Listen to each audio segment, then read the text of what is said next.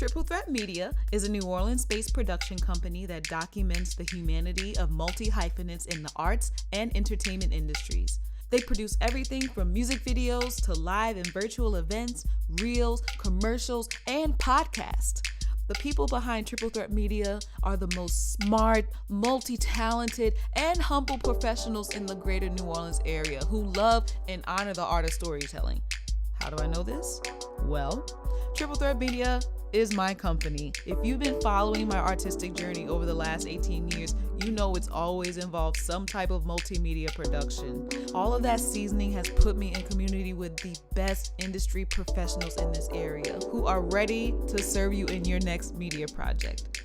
Also, with every transaction, Triple Threat Media shares a cut of their earnings to directly support the sustainability and economic empowerment of New Orleans artists. When you book our services, you are helping individuals in those communities keep their lights on, tap into their creative aspirations, and level up their entrepreneurial ambitions. For more info and to book our services, visit triplethreatmedia.net.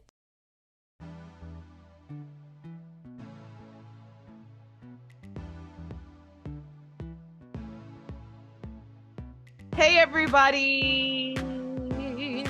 Happy last week of the year. I'm J.Mix. This is the Self-Aware Millennial, and we are going to be joined by Donye and Amara, and we're going to be kind of talking about like our year, everything that has transpired this year, and then we're going to detour and talk a little bit about their creative endeavors with Donye's album.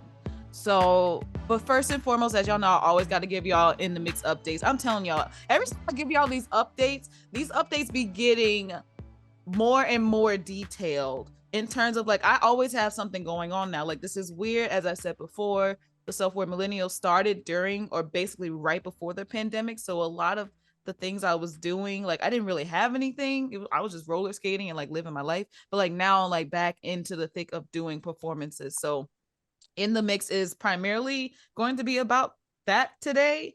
But if there's anything else that comes up, obviously I will let y'all know on socials or through the mailing list. So first things first, next year, or whenever you listen to this, January 12th through January 28th, I will be performing in the Big Easy Beats show at Rivertown. It's with the Big Easy Boys and the Big Easy Babes. I did this like maybe 2 months ago, and we are bringing it back for a full show run for a month. And that will be, like I said, January 12th through 28th. If you're in the area or if you're in Kenner for some reason and you want to come check it out, we'll have the information in our description of this episode. Check it out. I'm singing a lot of Stratosphere songs and would love to see you there. The next thing that I am going to be announcing, I can't announce just yet, but it's something big that's happening next year basically at the top of next year, but I will be revealing that in the next episode. Stay tuned. And then also, next year is already crazy. I also just got an offer to do a show that I've done so many times before, but in a different role. And y'all know I love being in shows or musicals that you see the character in one way, and then like all of a sudden they're like, actually, we want this person that looks absolutely nothing like the typecasting. The typecasting is taken out of it. I have just accepted a role that like in so many ways embodies that, and I'm gonna wait until at least next month to give an actual debrief on all of that, because first and foremost, actually no, I'm not gonna get into it. All y'all need to know is that next year is about to be crazy, and next year, and even in like our world, Donye, Amara, and I's world, I feel like we know each other through the We Will Dream Festival that happened this past spring into summer. And like 2024 is kind of like the year where we have to get ready for We Will Dream Fest 2025. So I'm already in my head like, all of the end of next year, like that's just gonna be me dedicating myself to that whenever that process happens. So I don't know, 2024, just I already feel booked, and I don't think I can really take on many projects next year, but we'll see. I'm just like thinking ahead of time. Anyway, that's all the mix announcements. Thanks for listening to all of that. The next thing I want to do quickly is just give a local podcast shout out to. We like to give podcast shout outs to the folks that are within the 504 area or surrounding areas about their podcasts. And I've been listening to a lot of them lately. And the one that I want to shout out today is the Day Late Dollar Short podcast. It's hosted by Marlon, Martin, and Jayhawk. And their podcast it focuses on 504 life. If you don't know what 504 is, that's the area code of New Orleans. Talk about life, love, and like everything in between.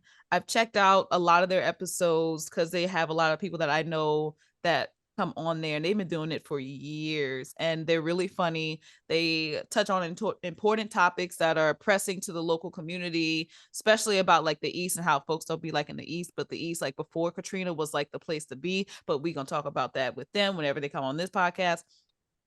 That was a tangent, but like we gonna talk about that.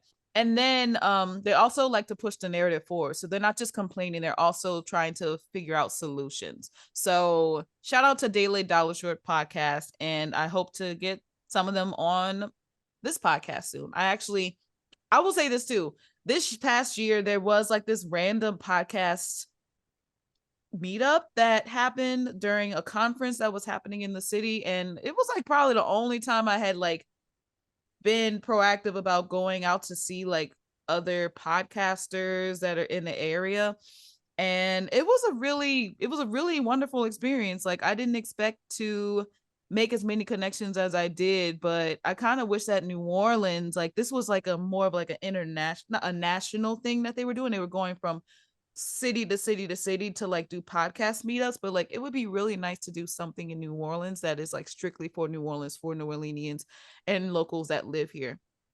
So we're gonna put a pin on that for next year and come back to it. Mark my words, and please put a pin in it for me because I may forget. Okay. Now we are moving into our intro of our guest. And I don't want to give all of the intro because I know that both of y'all are multi-hyphenates and I might be forgetting something, but I don't even know where to start. Let's start with Donye. Donye and I met for the We Will Dream Festival. I would say Donye was not like, Donye did a lot within the full festival in terms of like acting. Like your acting was so great.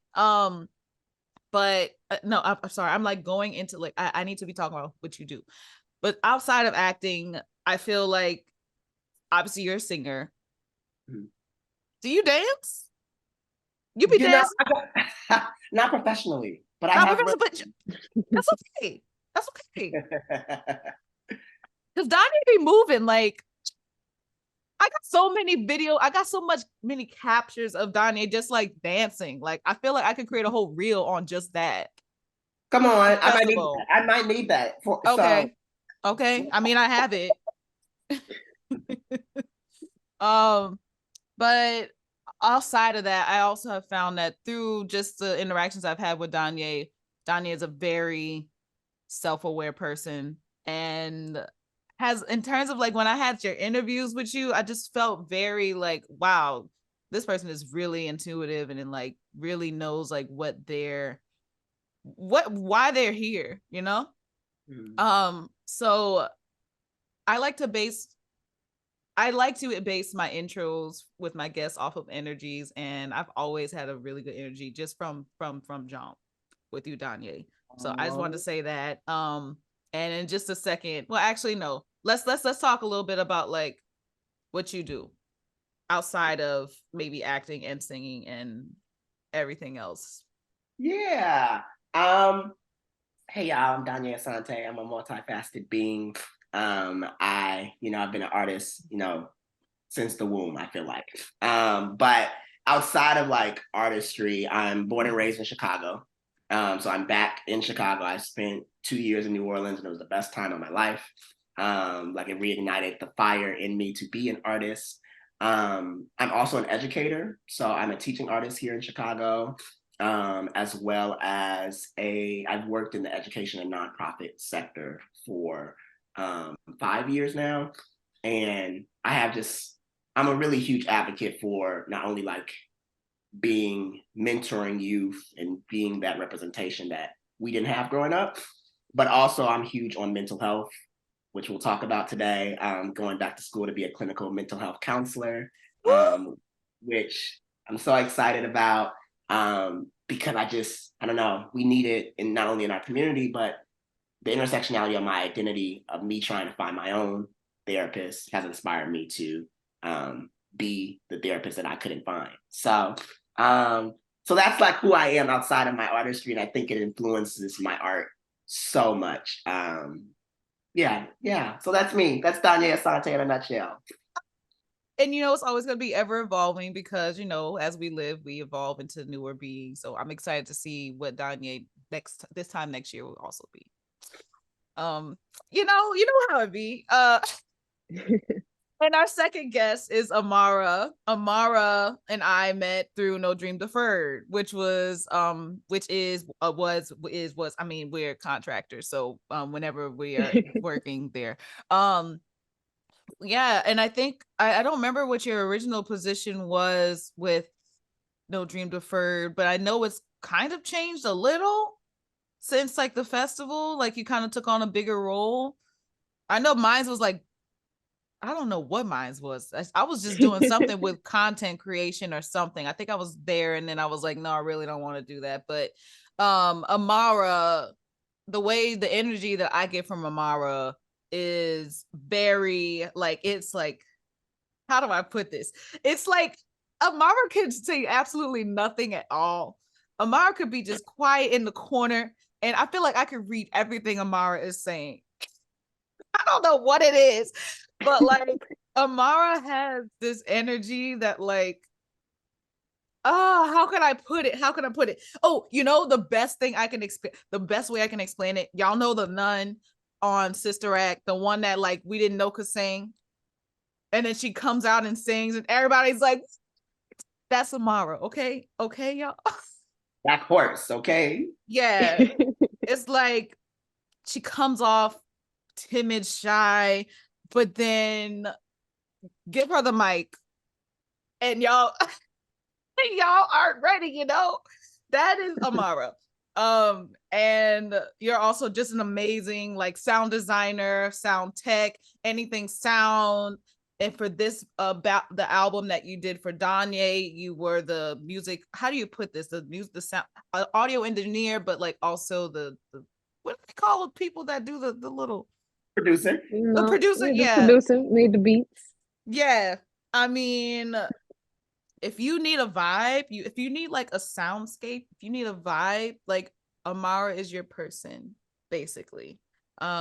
And we're gonna go a little bit more into your practice. Actually, let's talk about it now, and then we'll talk a little bit about the album.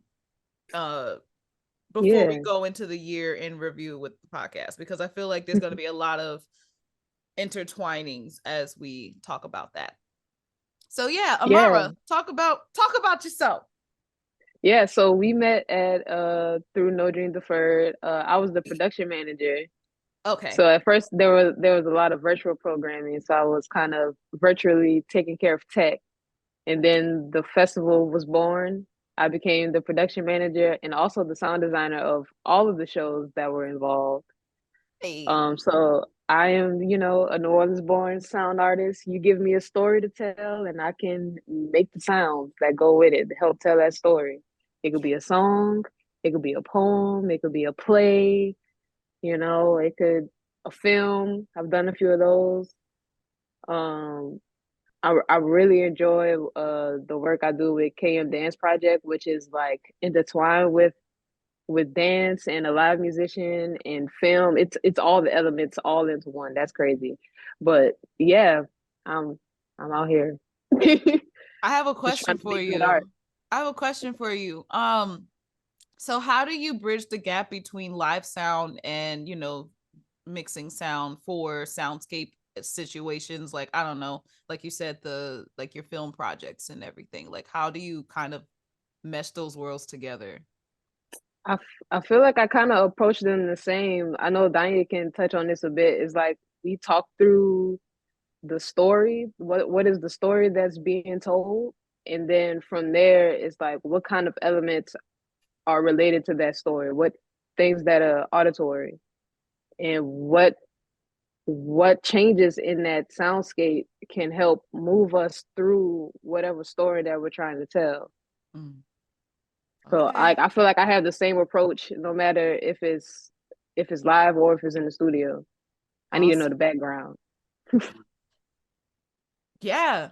Um, I know when I mean, not that I didn't know what you could do before, but sometimes you don't really understand a person's like artistry until like it's right there in your face. And I know when I heard like the soundscapes and the sound the design that you did for the We Will Dream Festival, more particularly Where the Sugar Still Sweet, but like Uh, all of them, like I was just ah,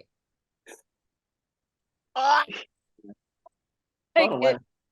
like being able to capture music and sound, just anything within a theater. Like a theater is obviously built for it, depends on the theater, but like that particular theater was definitely made for that sound.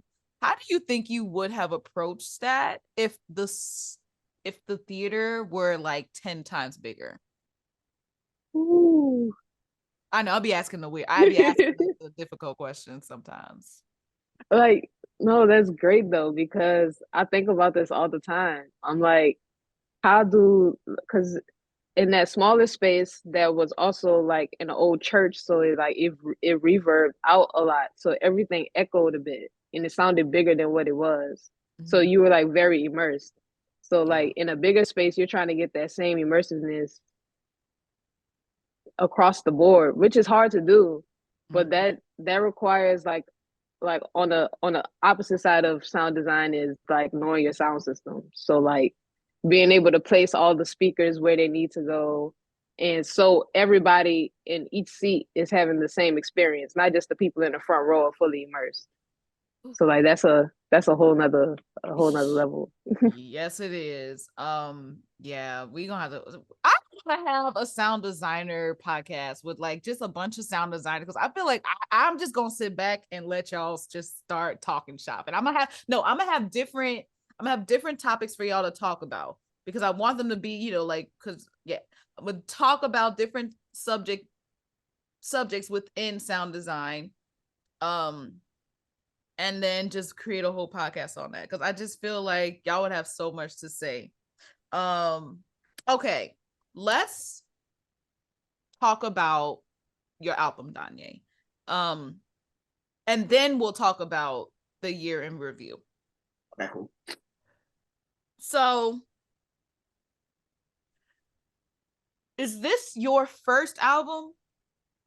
No, this is my third Your project. third time's a charm. It's Okay. not, absolutely it is. Yeah. How do you feel that this one how does this one level up to your other albums? Like what makes this one so special for you?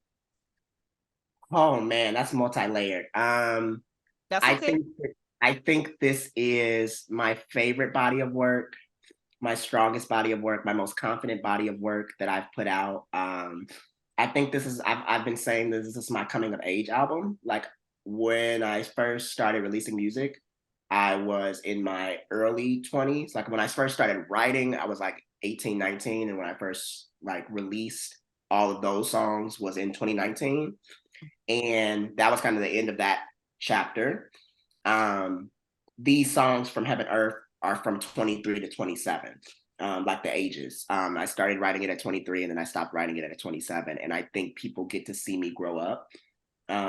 People get to see me mature in how I start understanding my purpose in this world, my voice, who I am in relationships, how to stand up for myself in relationships. So it's like a mature album. It's not like, adolescent boy broke my heart. gonna write this boohoo song in my bedroom. It's like I have goals in my life that I want to do and achieve, and how can I like step into my power? I think that's what this album is about.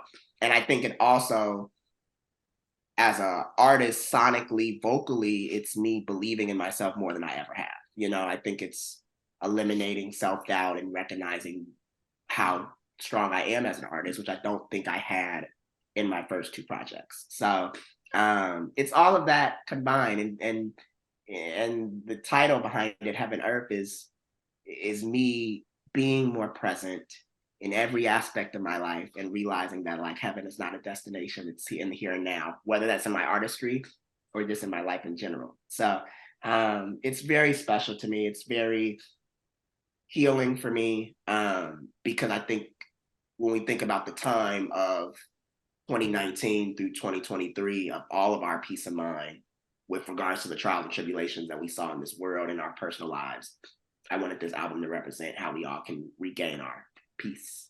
So, and that's what it was about. I don't know why the numbers 2019 to 2023 like got me thinking about like the folks that started high school in 2019 and then graduated in 2023. Like that was probably a wild 4 years, I could imagine. Just Yeah. You started this podcast also in those times, right? Because you said you started at 2019. I did. But see, that's different. Like starting a school, I don't know, like starting school, people get really excited for either high school or college. And like they start in 2019, they're like, okay, things are gonna be great. I'm gonna be doing all these different things. And then the pandemic hits, and then majority of your high school or college career is virtual. And then yeah, you come back and 2023, you get to graduate, but it's like I don't know. I feel like there's like some missed experiences. It's just going to be very unique, and it's stuff you can't get back. And I can even imagine like the people that graduated like during the pandemic not getting a chance to have like an in-person graduation, you know? Yeah, It's just it's ironic that you bring it up because so yesterday I had a job interview. It went well, y'all. And I was sitting there with the candidates, and they were younger than me. They were like 2 years younger than me. So they were talking about how college students, we talked a lot about how high school students were like going through it in the pandemic, and validly were. But college students too, and I think of they not weren't forgotten, but both of them are bringing up the emphasis of how high schoolers were like kind of had the spotlight, and like for that age specifically, I can remember what freshman and sophomore year of college and junior year and all of that consisted for me. You are figuring out so much on your own. I think like I don't know necessarily all high schoolers' life, but I know specifically my little brother, like at least he had his parents, like when he was in school, when he was virtually in school, he still had this home to come to. I think when you're away at school and some people were like unpacking their dorms and figuring out their careers and figuring out their identity, like that's a tough age to experience what we experienced globally. And I think that like I can't imagine what that would have been if that was my college experience. facts. I'm wondering, to kind of divert back to the album and the way that you described it, Donye, I want to know more from Amara about when you were presented the album, or at least the synopsis of Donye's album, and how, like, what were, if you can remember some of the first maybe sound ideas that were maybe floating in your head as you were getting ideas from Donye, like the initial conversation. Wow, how do we start this off, Donye? We started off with the odds, We did, right? yes. Yes. Very And special. with the odds, I knew Donye had a very special story to tell and also release, you know, and I was like, I'm always here to tell a story. So I was like, what was that? We wanted to use gospel elements. We have Diane's grandma's voice at the very beginning. Yes. A old voicemail. Yeah, I don't know. For us, I feel like it was just like, what's going to feel like a transformation? What's going to feel? We also was like, not too badly, but Mm-hmm. like, and then what happened after the odds? It was communicate, Which is a and whole then different. that was a whole different vibe. That was like, that needs to feel like summer. That needs to feel relatable, because that song right there, that's for anybody across the board. You could be gay, straight, whatever. It could be related to a friend. It could relate it to a relationship. Yo, we just wanted to get some stories out. And then after that, it was just like, Donye comes in the studio. Donye has a lot of stories to tell me, and I'm just, all right, boss. But it felt Let's see how like, you get it across. and I think going back to your original question, J.Mix, of why this project feels different, I think like working with another Black queer person and then being friends, having our friendship so strong because of the No Dream Deferred, We Will Dream Festival, being able to like talk to Amara about what I have experienced in the last 4 years is probably something that I don't know if I would have been able to do with every producer or every person that I've worked with. And I think that's what made it so special, is that we were in real time talking about what I was going through, in real time trying to figure out how it can be healing for me, and then in real time trying to figure out how it could be healing for audiences as well. What do you think that, I mean, no, I should ask it now. I was gonna like start talking about We Will Dream Fest, but like that's part of my year in review. But I'm wondering how the festival kind of like, or just like the contents, the energy behind it, the festival, how did that influence, outside of y'all like knowing each other and meeting each other, how did it help you, complete this album? Oh, wow. I think, and I feel like maybe I've told you all this, but I thought about, I've been thinking about this morning. I really was struggling with my confidence as an artist, you all, until this festival. I think we all do. I think that like imposter syndrome, why did I get this role, or why do I have this opportunity? And I think for me, it's I mean, growing up, yes, I've talked about like in high school and stuff that I was bullied, and I think that like just actually like believing in myself really kind of didn't like I fun fact, the festival was kind of like my first return really to theater. I mean, before that I did 2 plays before that show, and then before that I hadn't acted since I was a teenager. And so it was kind of like, no, Donye, you're talented. Like you do have gifts, and you have unique gifts that are not like other people, and you have a unique story, and you have a unique voice.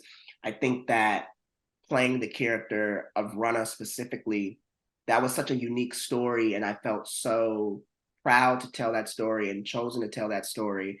And I think like it showed me, it was like, people want to listen. Don't listen to the naysayers. Don't listen to the small voice in your head. People want to hear what you have to say.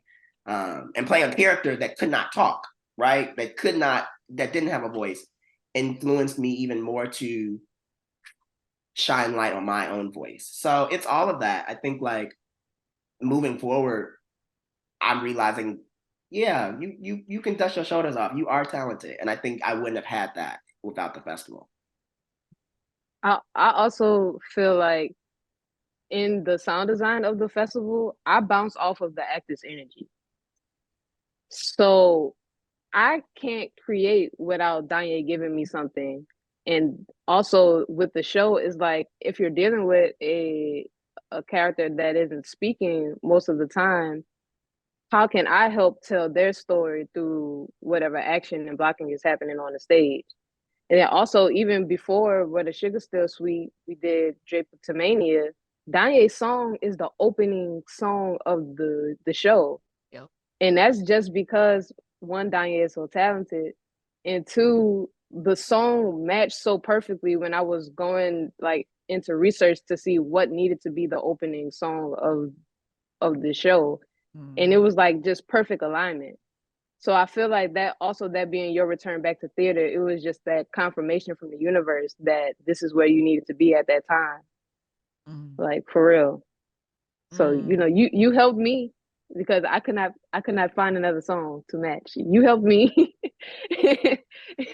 Yeah. It's that story is also crazy because that song was gonna be scrapped from the album. Like I didn't like, not that I didn't like that song, but also like that self doubt once again. Like I was like, oh yeah, like that was a cute single that I released, and I think I didn't realize how special it was until it was in the show. Like I think like when you are starting to be surrounded by your tribe, and that's what I really feel like I found with this festival. I was like, oh, okay, cool. People do rock with this. Like, and it, because of that experience, America, which is also so crazy because I think that's one of people's favorite tracks on the album. And it's such a good introduction to the album. I don't even know what I was thinking of not putting it on there, you know, but it was because of you. We give it flowers to flowers. It was because you thought it was great enough to go into the festival that I was like, okay, then maybe it's great enough to go on the album too. Yeah. I love, oh man. Yeah. I didn't even realize that was your song up until for a while. I forget when I actually like, or when someone told me, and I was just like so excited. Like, um, and as like, you know, from like knowing how vulnerable it could be to just write a song and share it with people, how much confidence it takes for you to just show it to anybody, even just one person, you know? Mm. Um, so to like have a song that you are just okay, yes, let's show this, let's let the whole world, let the whole audience, let people that don't even realize, like they won't even know that it's your song until like you say something like, so that I think sometimes it's, it depends on the audience, but Mm. I think yes, have that audience that like knows when your music is coming out and they can share it. But I think there's also value in having audiences that don't know your music, that have a unbiased like outlook on it, that can like fully immerse in like what you were trying to depict. And that was my experience, because like I didn't know. And I remember being like, this is a vibe, this is a bop. I don't know who, like I don't know what this is. I feel like I've heard it before, but maybe I haven't. And I remember I specifically remember it being a really great intro to Drapetomania, which was the first show that the We Will Dream Festival premiered. Speaking of We Will Dream Fest, let's just get into it, because the year in review for the Self-Aware Millennial is going to be more of not just a Self-Aware Millennial. It's going to be more of just like me and everything that I was doing this year. Which I mean, in essence, is a Self-Aware Millennial, but still, you know, um, everybody on the podcast knows that I was just kind of swarmed with the We Will Dream Festival. So the episodes came out when they came out earlier this year because of that, because we were in the thick of getting ready for the opening of the festival. But I think I still got a couple of episodes out, which was great. And then everything just kind of went, we kind of took a nice break after the festival to not do any episodes, because I was just like, I need break like I can't be doing anything. But let's get to the We Will Dream Festival first. As we said earlier, the We Will Dream Festival, actually not we said earlier, the We Will Dream Festival is a Black theater festival held here in New Orleans that premieres plays by Black playwrights, new plays. So we produce them for the first time, and we get to play around. It's more than just a workshop. It's a full production. Um, and the way No Dream Deferred did it this time was they, you know, kind of put out a call for already written plays, send them in, review them, and then they chose 3 4 playwrights to produce. And as y'all know, last season Brian was, we didn't know it at the time of recording, but Brian Iglin, who was one of my guests last year, had his play produced. So we had four total, And in that whole process, like I wasn't a part of like the creative process of like picking the plays, or not really, or like picking or like casting and everything, but I was in there enough to know like what I was about to be getting into.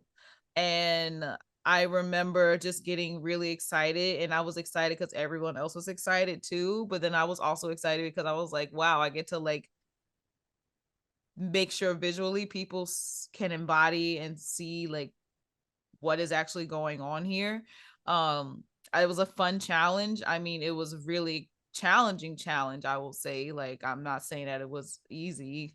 I feel like that's the most work I've ever done in terms of like having to produce videos, like overall. Like, I think we produced something like over oh my gosh, 50, 70 to 75 videos in total, if you want to count like everything that we put on social media versus everything we put on the virtual festival platform versus everything that we did with HowlRound and everything that we put up on YouTube. Like, it was a lot of videos. So um trying to find a way of organizing my workspace so that I'm in, because like the other thing is that I'm not just making the videos, I'm like producing them. I am reaching out to everybody, all the casts, all the crew, all the creative team, to see when their availability is for interviews, for B-roll shots of rehearsals, and us archiving the videos during the performances. Now also kind of getting to do like audience reactions afterwards. Like, it was a lot, but I made it through, and now I can say that I did that, and I have extra things to, I mean, that was the foundation, and now I feel as though I can just kind of elevate that. Um so yeah, that was the We Will Dream Festival for me. How was the We Will Dream Festival for y'all?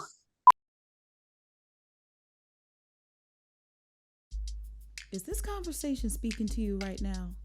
Do you feel the self-awareness taking over your body like a real good song? I want you to make a mental note to share the Self-Aware Millennial podcast with someone you love, because sharing is caring and love is not possessive. Sorry, y'all, but y'all can't have it to yourself. But for real, y'all know how good it feels when someone shares with you, whether it's their resources, their food, their wisdom, or their spouse. Okay, well, some of us. Spread the love. Decapitalize your mind and practice the gift of sharing. And want to help us reach new audiences?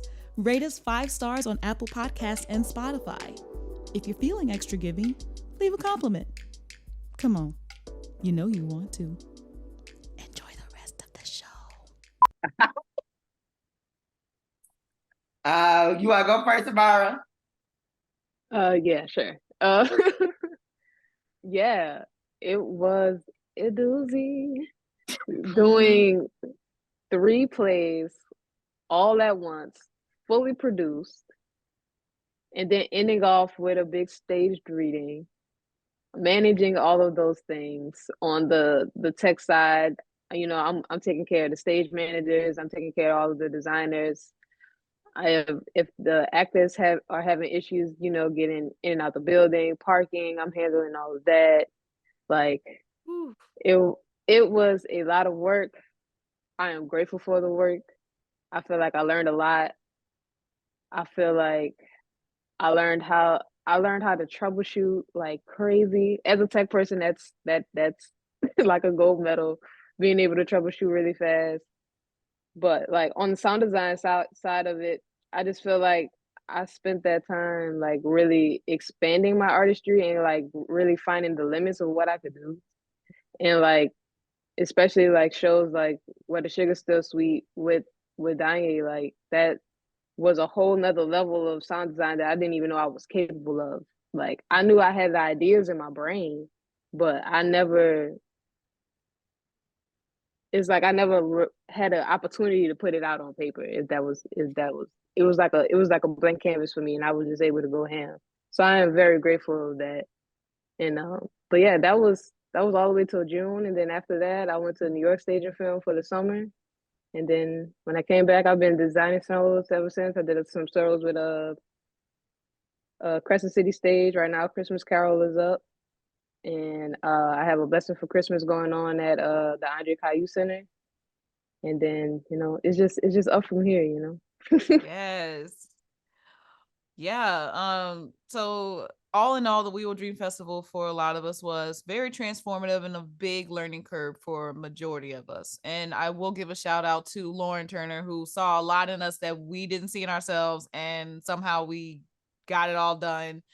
And now, and I'll get into this like at the end of my year in review a little bit more about this, but like kind of manifesting things that we wouldn't have thought of ourselves if it wasn't for like the initial person or people that like saw it in you before you could see it in yourself. Like that really helps. The second thing I want to talk about in terms of the year in review for myself and the Self-Aware Millennial, because this was a collaboration with No Dream Deferred, was Dream Hour. So Dream Hour was or is, we just aren't doing it right now because contractors, but it's a online live conversation that I hosted along with some of my dream team members on Instagram. And it's kind of like this, where we basically just talk about what we're doing with our art, kind of navigating like maybe the mental health things and like things within our industry that help us make our art more, not palatable, I hate the word palatable, but more communicative with our audience. Like, how are we perceiving our art and how are we giving it to others by how we are taking in art, like in so many different forms. So we kind of talk about that, and it's very interactive. We've had a lot of wonderful folks that have come through. We've had a lot of just like, it feels like a kickback, but like on social, like on Instagram Live. That's what it really kind of feels like. And I know like a lot of the time it's supposed to be an hour, but we were going over like 2 hours, like but it was because the conversation was so good and we had so many like deep and important conversations. As y'all know, there are some Dream Hour episodes that are within the Self-Aware Millennial, so y'all can go and like check those out right now by just scrolling down a little bit to catch the Dream Hour episode. And I'm excited to get back into doing Dream Hour, but I will say I don't know what time I have to do it at the moment, but we're gonna make time like I always do. So yeah, that's Dream Hour. The next thing that I want to talk about within the year in review, because we kind of ended Dream Hour at the end of the festival, but also one thing that the Self-Aware Millennial obviously did for the first time this year was our live shows. Oh my gosh, I still don't know how I did it. I still don't know how we did it. The Self-Aware Millennial had 3 live shows during the We Will Dream Festival. They were like April, May, and June, and we had special guests in all 3, multiple guests, multiple singers, multiple performers, multiple musicians, like including Donye. Duh. Donye closed us out actually for the final live show during that series. Nice. Yeah, and it was such a wonderful response. I'm looking forward to getting back into doing that. I think that I want to intentionally be able to do these live shows, however, when I'm not doing a billion other things like a whole festival, but I have a better idea now of how to make that happen. And I think that within the first 3 live shows that we did do, I'm still proud that they even happened. I'm proud that I was able to conceptualize an idea and conversations to have in front of an audience. It's so different to do podcasting when you're in front of an audience. Like, it's just a live show, it's just a live interview, but sometimes it's still different. It's live. But thankfully I'm a performer and I'm a performing artist that does a lot of stage things. So like, it's not like I'm scared of being on stage or whatnot, but it's still, when you're trying to be vulnerable on stage, that's hard. That takes a lot. It's a lot different than being in person, or I'm sorry, like behind, like like where I am right now, like in my apartment behind the microphone, like in the comforts of my own home. It's easier to be comfortable here versus being out in the open and somewhere you're not nearly as familiar with. And um yeah. So the Self-Aware Millennial Live, overall, very proud of it. Can't wait.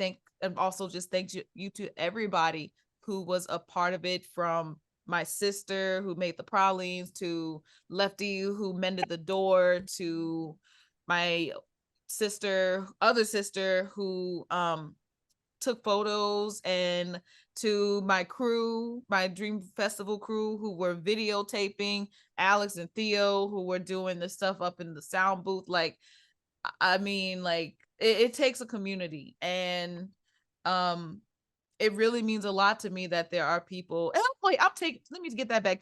There's so many other there's more people that were a part of it, obviously, but I don't know, y'all. I'm just really grateful. I still can't believe that all that happened. I can't believe that the Self-Aware Millennial Live went the way that it did. And also, if y'all want to check out the Self-Aware Millennial Live, we have them on Patreon right now. The first two live shows with Whitney and Dylan Tran. I am still working on the editing for the one with Martin Batts Bradford, but it'll be up and I'll let y'all know when it's up. And then you can go on Patreon and watch it. I believe it's like $10 to watch, but it's like, you watch it and you can watch it forever after that. So, or is it $5? I don't remember. You got to go on there and check. I'll leave it in the description. Okay. So the next thing after the Self-Aware Millennial Live was like literally right after Theo and I were thinking about moving in with each other at that point, like towards the end of the festival. We had just made 10 years together and we was like tired of living on our own. At least I was just like, I'm tired. I'm ready to live. Like I feel comfortable. I'm ready to do this. And backstory, if you didn't listen to the episode with Theo and I back in April, but the reason why I didn't move in with him sooner was because I have a very strong background in my family, at least, where the women kind of just got married off into like someone else's home and never got to live on their own. And I was like, I didn't want that for myself. I wanted to be able to prove to myself that I could live on my own, first off, that I could take care of myself. Because when you have two self-sustaining people, or just however many, if you can sustain yourself by yourself, then when you come together, things are going to be a lot easier. In my mind, at least, that's what I think. And I also just needed the freedom. I needed to heal. I had a lot of child wounds, at least child traumatic experiences as a child that I still had to mend through. And it was hard to do that, obviously, while I'm still in the same environment that those things occurred. So I needed a lot of time to heal with that. I did my therapy. I had, just time for myself and like being able to just get to know myself for the first time. And so a few years down the line, I was like, okay, I'm ready. And Theo was like, okay, let's go. And so now we lived with each other, moved in with him this past summer. And it's been great so far. And I'm really happy and excited for what's to come in our relationship. It's really fun to like be able to like host parties and things like of that nature, because we have a big enough space for that now that we can like invite others in. And we can just like finally like be in community with each other, but I don't have to leave my home. I love it. And then literally right after I not graduated. Yeah, I guess I could say I graduated to moving in with Theo. That feels like graduation, right? In your relationship. In a relationship. We graduated in our relationship to moving in. I chopped my hair off right after because it was hot. New Orleans had the hottest summer this past summer and I couldn't take it no more. So I cut all my hair off. And was it really in record the hottest summer? Because it felt like it. I'm fairly certain it was on record the hottest summer. It has to be. It had to be. It was bad. Amara's like, Amara, you weren't even here. Were you? No. That's what I thought. Yeah, I was like, lucky you. Not the giggle. Like Amara said, I got other things to do. Y'all can have this heat. Yeah, y'all. I had cut my hair back in 2012 for the first time, like big chop. You know, that was kind of the time where a lot of people were doing big chops, but I was like, yeah, I'm ready. And so I'm not. I wasn't a stranger to cutting my hair, but I was also just like I had so much time, 11 years to just like, you know, let see what my hair did, like actually get a chance to watch my natural curls grow.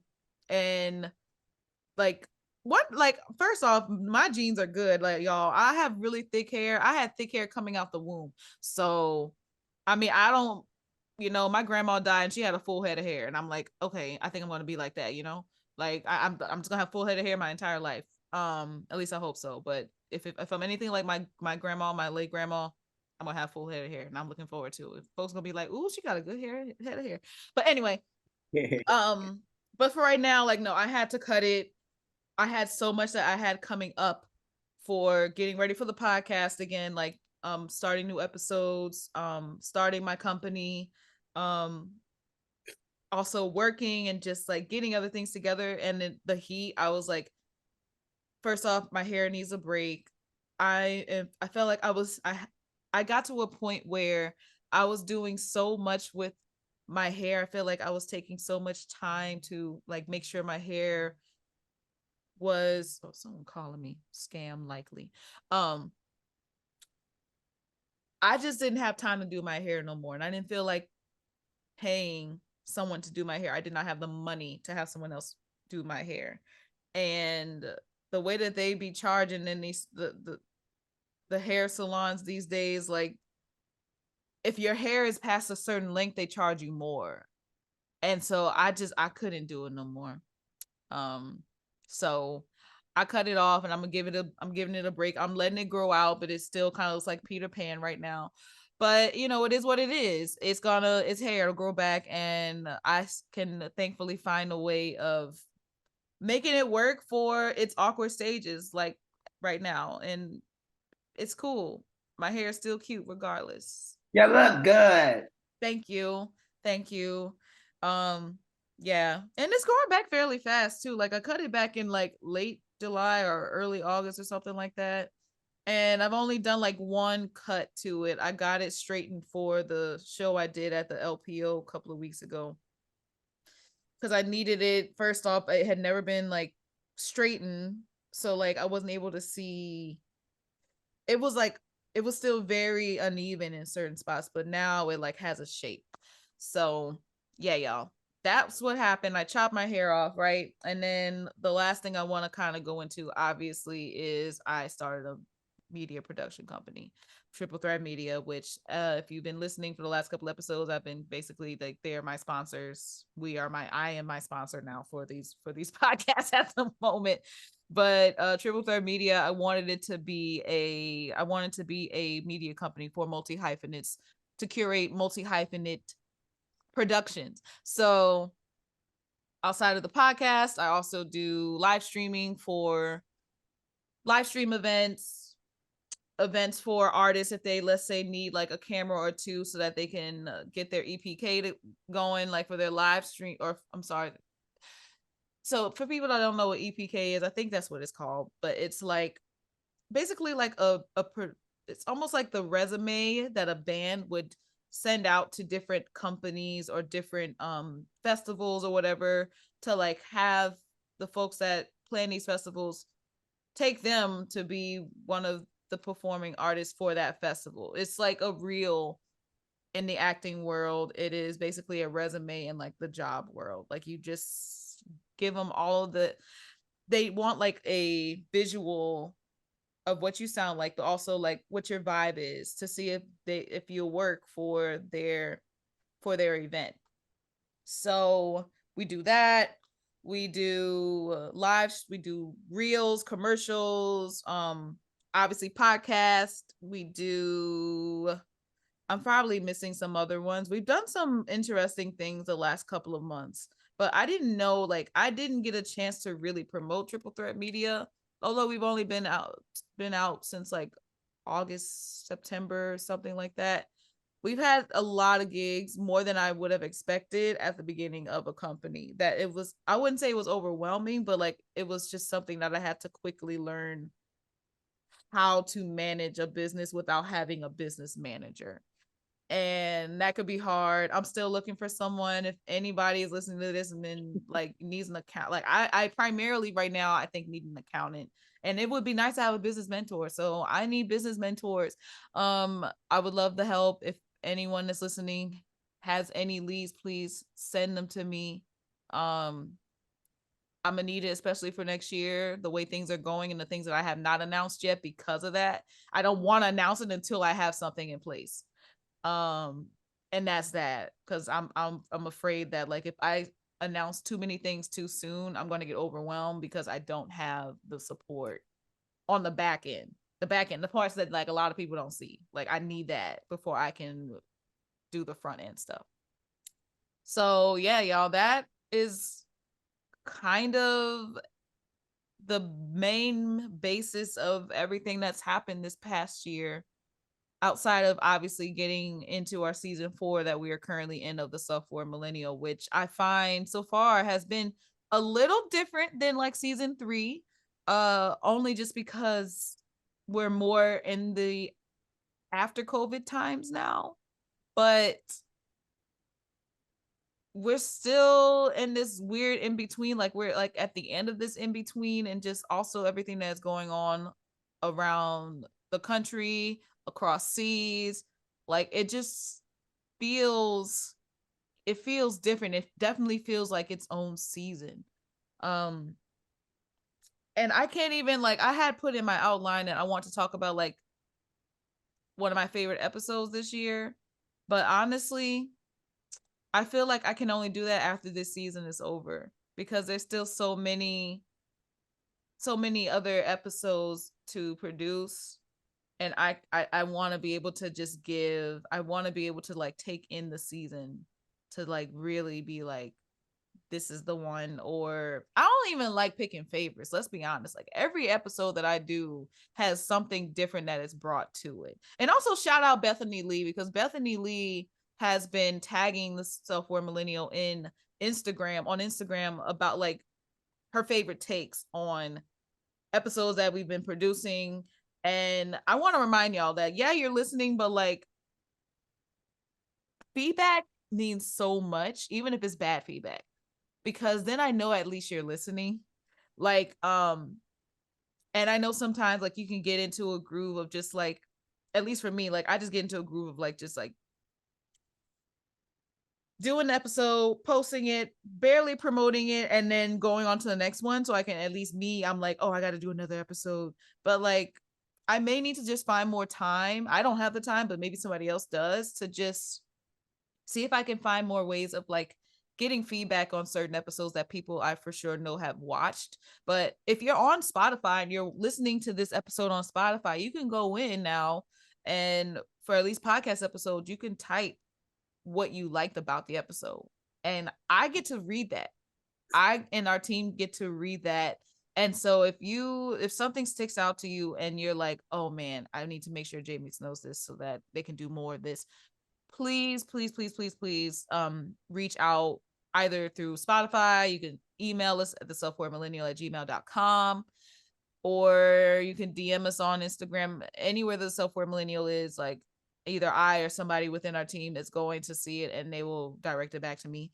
And it will mean a lot, like, because I'm really trying to find out how I can sustain the Self-Aware Millennial. I think the Self-Aware Millennial is going to be changing its course, not in the way that the Self-Aware Millennial is no longer going to be here, but I think because Triple Thread Media is now an extension of the Self-Aware Millennial, and it is now the producer of the Self-Aware Millennial, I want to make space for that, because people that come on the Self-Aware Millennial are also a part of Triple Thread Media.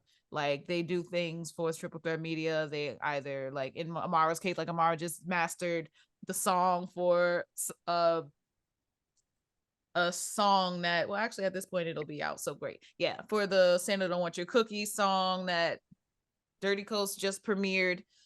And so like just calling on already like the community members that I know are good at what they do, and I'm just trying to get them opportunities, trying to get myself opportunities. I'm trying to like just get us out there, because I'm not saying that no one else will, but it's like sometimes you got to make your own way. And I think the more that I do this, the more I realize, like, no offense, no shade to anyone that is like, you know, wanting to work for these big companies and get that Grammy, get that Academy Award, as Brian said, but like, you can be your own, you can create your own award. You know, the value is in how Community. you see yourself, and it's in the community. It is in community. So like, if you think that you have to, I mean, I don't know, I guess I'm not in a space anymore where like, and I used to be this way where it's like, well, I can't do this thing unless I audition for this, or if I'm in front of this type of audience, or, you know, like, it's almost like as if I always put another person's opinions and thoughts about me over my own. And so if I get rejected, I'm thinking to myself, oh no, they don't like me. That means I'm not great. I need to stop doing this. But like, no, if you've already built a foundation for yourself where you know you're the shit and you can get things done whether or not someone else validates you, then you're going to be in much better hands. You're going to do a lot more because you're not going to be waiting on anybody to do something. You're going to just get it done. You're going to find a way, find the people that are also looking for opportunities to work and just create, you know, and just get it done, make it work. It may not be perfect. It may not, you know, be seen by 1,000 people, but it's there. It's pure. It's created. It's still, dang, I'm losing my words. Valuable. Yeah, it's still valuable, and you're still going to get something out of it. You're still going to get something out of it that you can then take with you to others and share with others later. Whew. Wow. Look at me giving like all this wisdom before the new year. Wow. How do y'all feel? I know I just gave a full on year in review. What are y'all thoughts about it? I think this year was a doozy. I think that like when I think about the trajectory, I think you would really have to like trust in divine and have faith that like you don't have it all figured out for a reason. You know, like I think we kind of talked about this even before we started recording. Like relinquishing control has been the saving grace to how I found joy this year. I mean, like I started this year quote unquote technically unemployed, but like pursuing my art full time. So I was still employed. Yes, I was employed within the festival. I was employed within the plays that I did.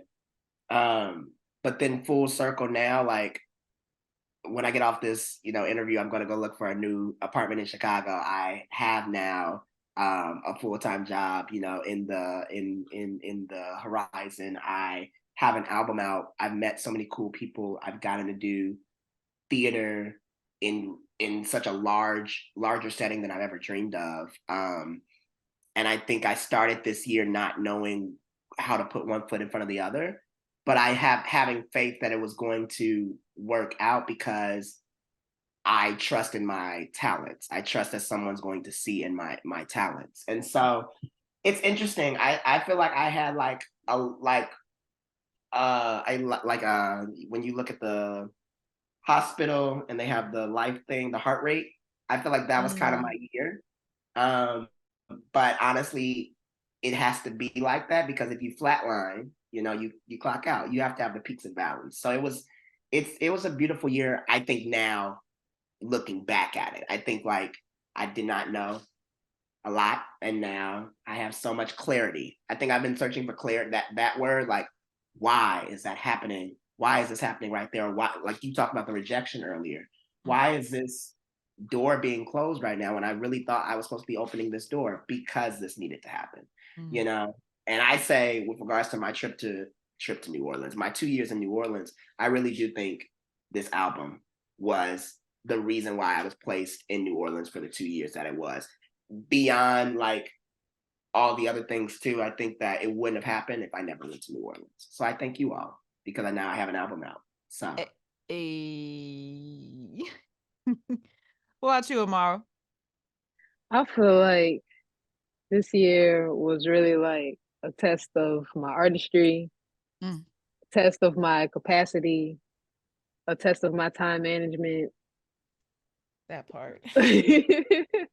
But I feel like I just like I really just learned how to overcome obstacles like in any shape, way, or form. Like I feel like now it's like no weapons formed against me shall prosper. Like now like moving Come on, forward, Fred Hammond. like I feel like now moving forward, like this year has set me up for success. Like I thought that I was reaching like no, I'm not going to say that I thought like I reached a lot of milestones this year, and those milestones is what going to set me up for like my true path and life path. That like Donye said, getting clarity on direction and how things should be going. I feel like I got all of that from this year, and then next year I'm able to just blow it out the water. Ooh, that's how I be feeling too. I'm just like this the foundation was definitely, I felt the foundation was built thanks to the We Will Dream Festival. But also, this is what I was going to say earlier. You know, Lauren was like, at least what she told me, she was like, okay, well, next time for We Will Dream Festival, I want to be able to hire your company instead of, you know, like, you know, you working within No Dream Deferred. And I was like, wait, huh? And then didn't even think, oh no, where did Donye go? My bad. I gotta go get my charger. Don't y'all worry about me. Okay.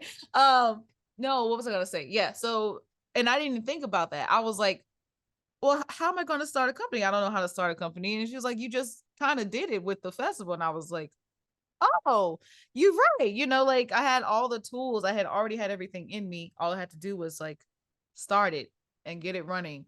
So that's kind of what I did. Like after Theo and I like moved in together, like that was the first thing I did for the first couple of weeks was just like get that going, learn how to use Adobe Illustrator to create a logo. Now y'all see the Triple Thread Media logo. Yeah, I made it. And we you know we're busy, and now I'm waiting on merch right now. We finally got some merch going for Triple Thread Media, not like merch that everybody can buy just yet. Technically you can, I can give you the link if you need it, but yeah, no, like just I don't know, I see a lot of, as you said, I see a lot of things on the horizon, that's because of the foundation that was built just within the last couple of months, which you would think it doesn't take just a couple of months to build, but it can go fast if you're determined enough and you have the people around you to help you build it. Um, but to close us out, let's kind of quickly talk about y'all's upcoming shows if you have any, and let's also get your information so that folks can make sure that they can follow you in the right place. Yeah, I'm just so happy about this. Is a great way to start my morning. So I'm happy that we did this.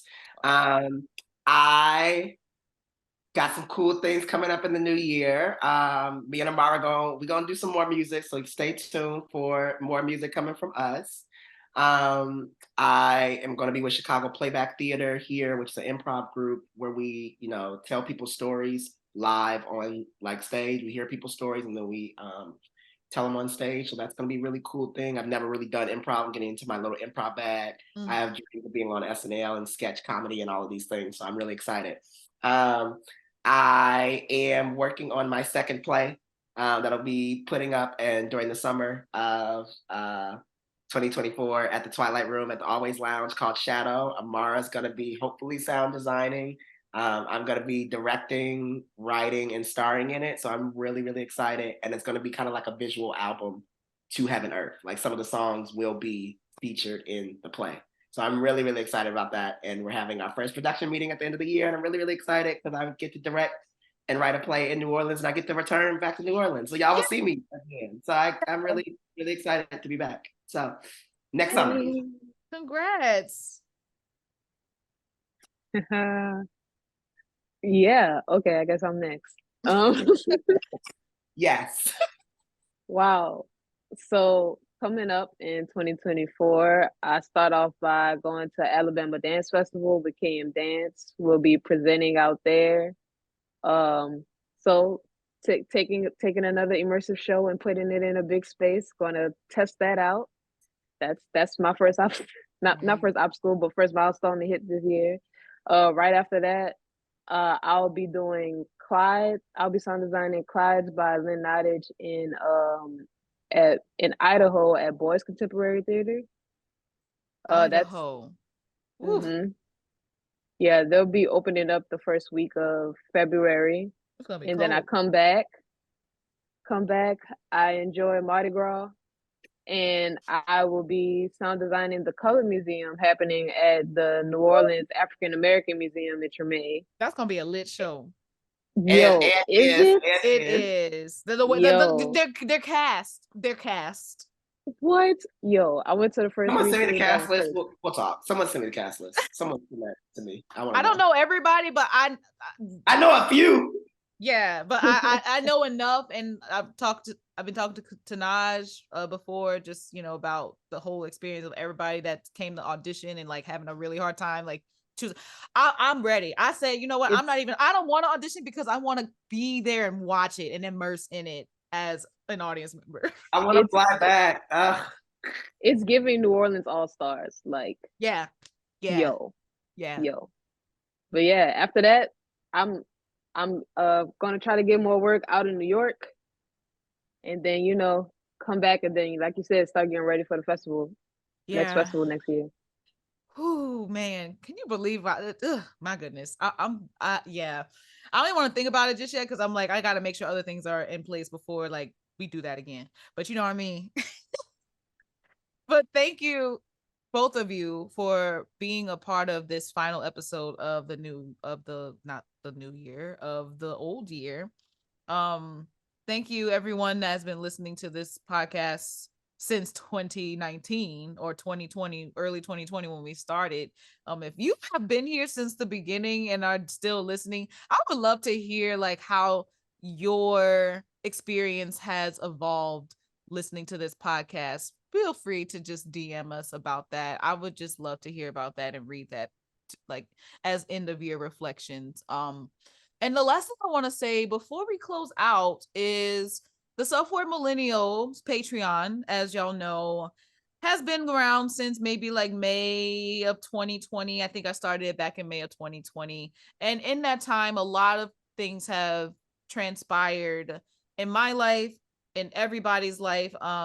Learning how to use Patreon. This is for my Patreon people and people that even just like have their own Patreons. I have subscribed to other patrons and there's like subscribe to them and like see what they do.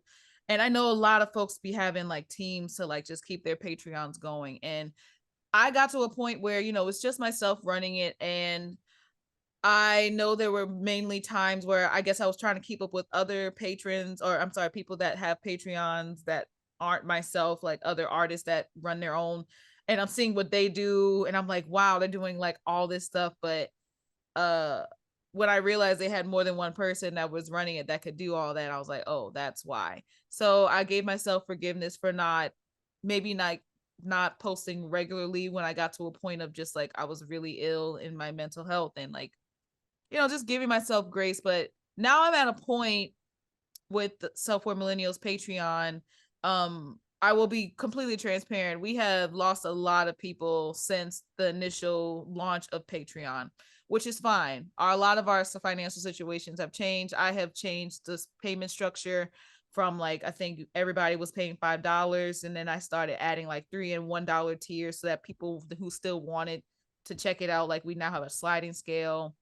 And people that could pay more, people that could pay less just paid less. And we're still a part of it. We're still supporting. But I'm getting to a point now where I want to branch out the Self-Aware Millennial to Triple Threat Media, which is basically the same.